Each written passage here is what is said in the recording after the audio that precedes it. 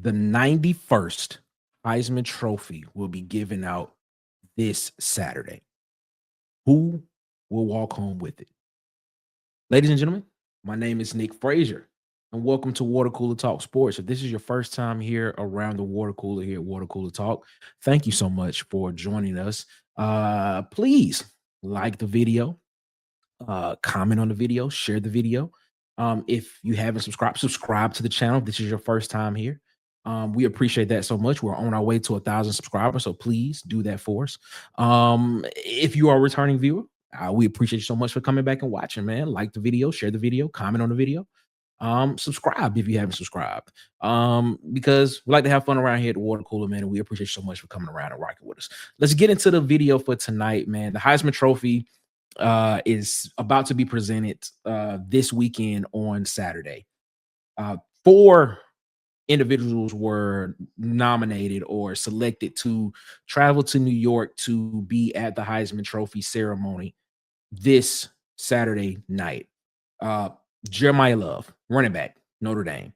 Fernando Mendoza, quarterback, Indiana. Julian Sayin, quarterback, Ohio State. And Diego Pavia, quarterback, Vanderbilt, were all invited to the downtown club. If they still, I don't think they still do it there, but I'm just using old facts and old memories. But that's where they were invited to New York to the Heisman Trophy ceremony. And I want to talk tonight about each one of these guys' individual accomplishments and who could end up taking home the trophy. Let's start out with the running back, Jeremiyah Love, Notre Dame. Man, there's been a lot of controversy about, Notre Dame the past couple of days. I actually just did a video on Notre Dame and how I felt about, do you agree with them declining the bowl bid? And let's not talk about that tonight. But let's talk about Jeremiyah Love and his accomplishments in the season and how he has been a very integral part in that Notre Dame offense. If he were to win, he will become the 8th Heisman Trophy winner from Notre Dame. They already have 7. He would become the 8th. He would be the second halfback running back to win the award since John Latner back in 1953. And he would be the first Notre Dame Fighting Irish football player to win the trophy since Tim Brown in 1987. So he has a lot.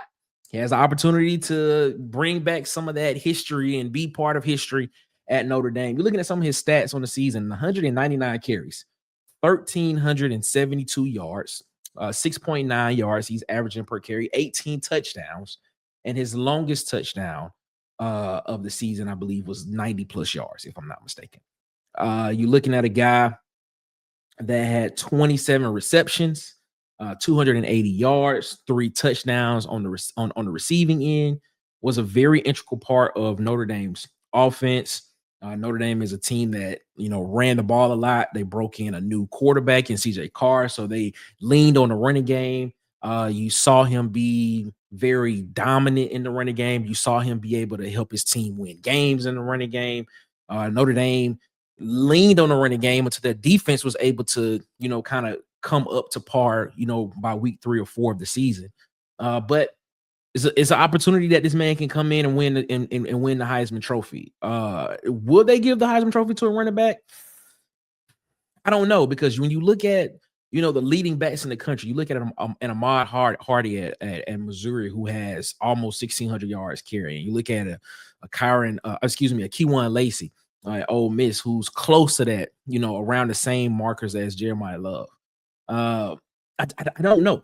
I don't know if that's a guy. I don't know if he walks away with the trophy when it's all said and done, but he definitely deserves to be there. He definitely deserved an invite and to be considered a Heisman finalist. So we'll be looking to see what happens with them. Moving on to the second guy, Fernando Mendoza, quarterback, Indiana, transferred in from the University of California from last year. Looking at this guy, Fernando Mendoza, Auburn fans know exactly what he did to Cal last year when he came on the Plains and kind of carved Auburn up, got out to a 21-7 lead, ended up winning the game 21-14. This guy is an NFL prospect, 6'5", 225 pounds, has had a great season, has led the Indiana Hoosiers to a Big Ten championship, is what he did. And he did that with some very, very impressive numbers. Very impressive numbers he did it with. You're looking at 71.5% completion percentage is what this guy had.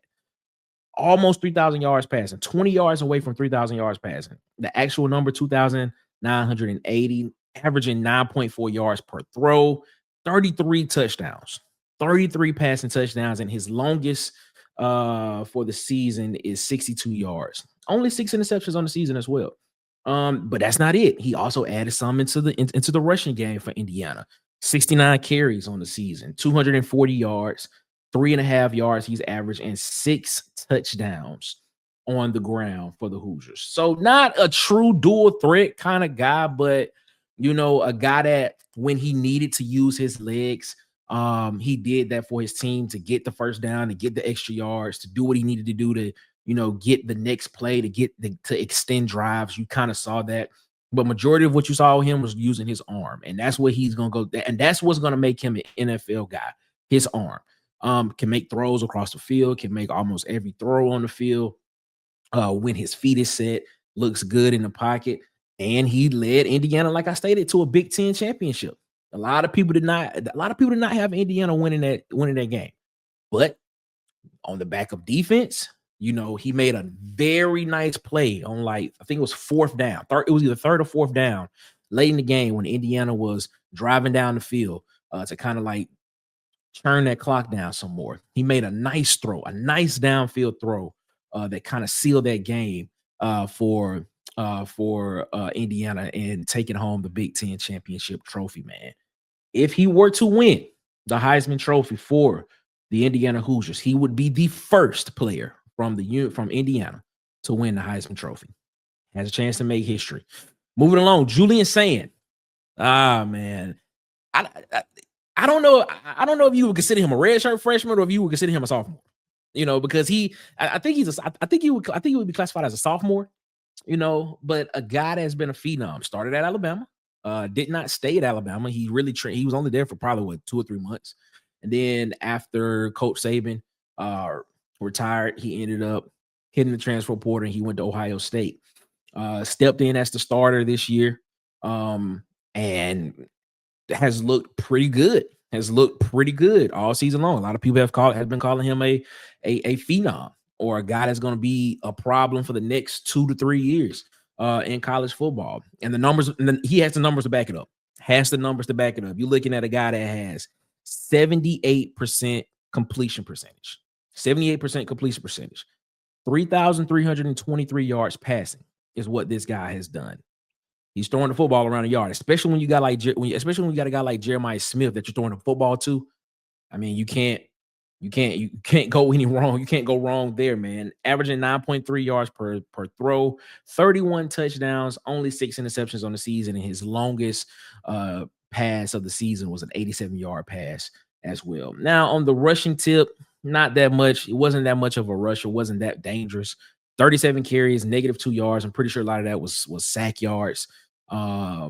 Because sack yards do account towards a quarterback's rushing stat in college football. But man, I tell you this much, man, he's going to be a problem at Ohio State for the next couple of years. Ohio State is able to keep recruiting. If they're able to keep getting guys in on the skill position, you're able to keep getting receivers. You're able to get a running game behind him that can complement his pass, that can complement his passing game. The more he's on the field, the better he's going to get at reading defenses, and the better he's going to get at processing the game even better.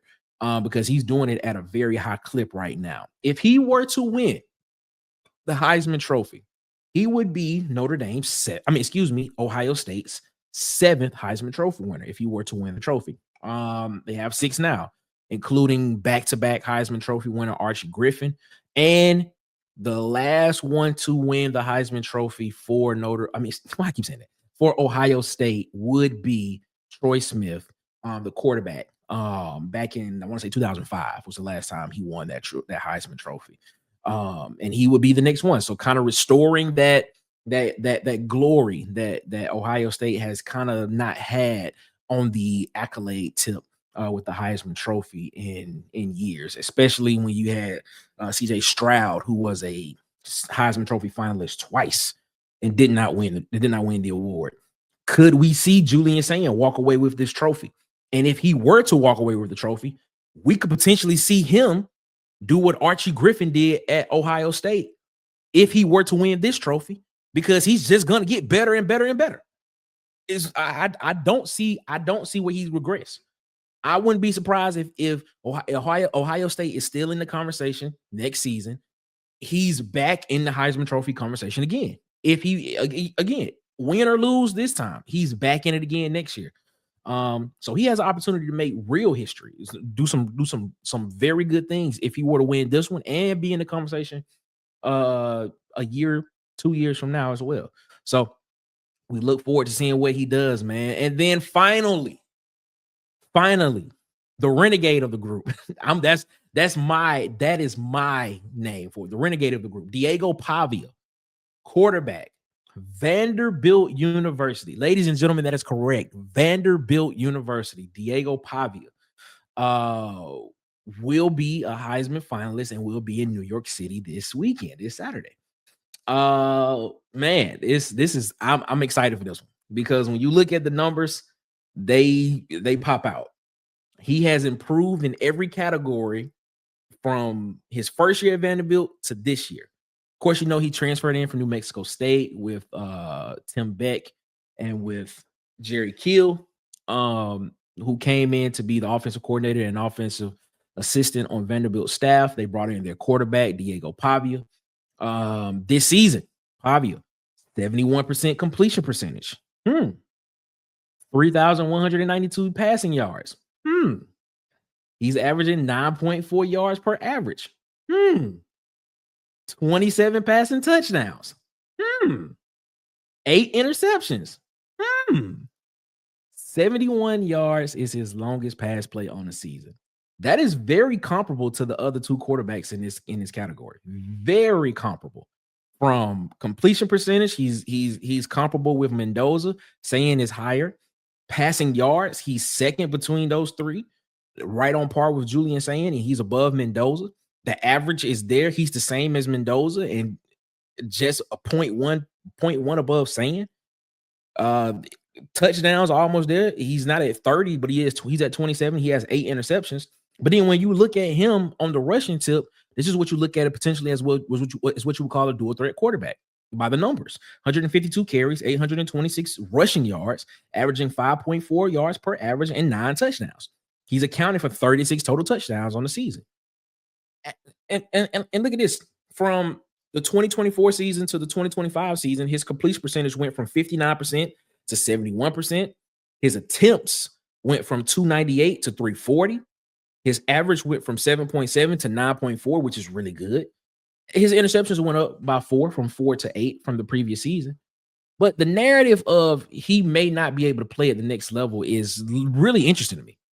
And a lot of people talk about height. A lot of people talk about the throwing motion. A lot of people talk about, I'm looking at the numbers and I'm saying, if you get this guy potentially a quarterback coach that can fix some of the mechanical issues, he can play at the next level. I mean, we all saw Tim Tebow play college football. Tim Tebow, a lot of people say, is one of the greatest college football players to ever play the game. A lot of people say that. Some people disagree. And he played in the NFL, won an NFL playoff game as well. So I look at this guy, Pavia, and I say, why wouldn't he have the same opportunity as well to go to the NFL and play? These numbers tell me different, especially with the improvement that we've seen in the categories that matter the most. Prove me wrong. Tell me why he would not make it in, why he would not be able to play in the NFL. Tell me, please. But if he were to win the Heisman Trophy, he would be Vanderbilt's first Heisman Trophy winner. The first Heisman Trophy winner for Vanderbilt. Man.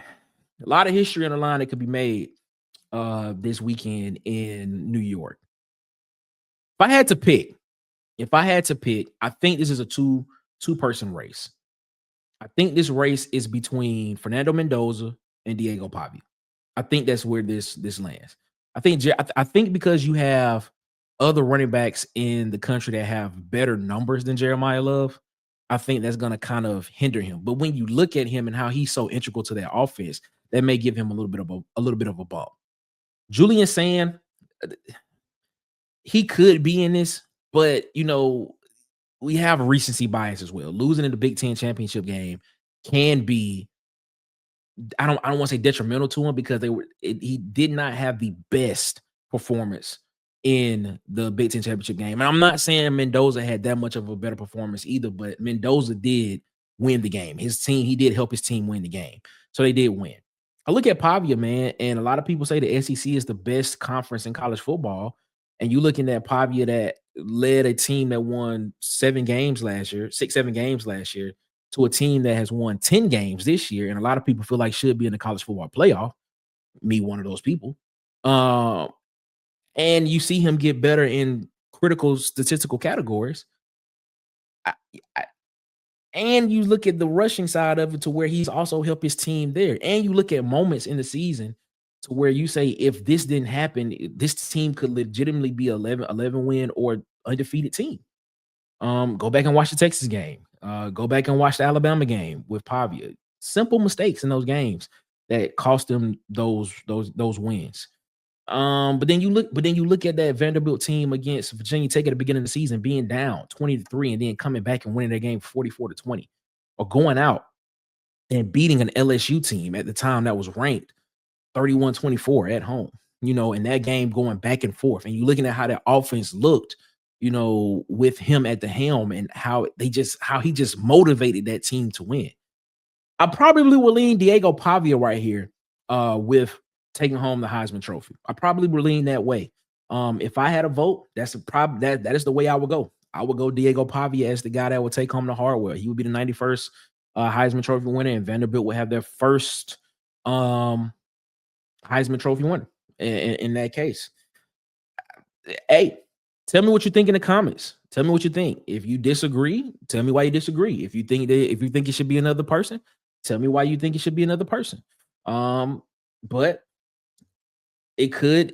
I think it's a 2-horse race, Mendoza or Pavia, and I would probably lean Pavia in this scenario right here, man. So we appreciate you so much, man. Tell us in the comments, who do you think should win the 91st Heisman Trophy award?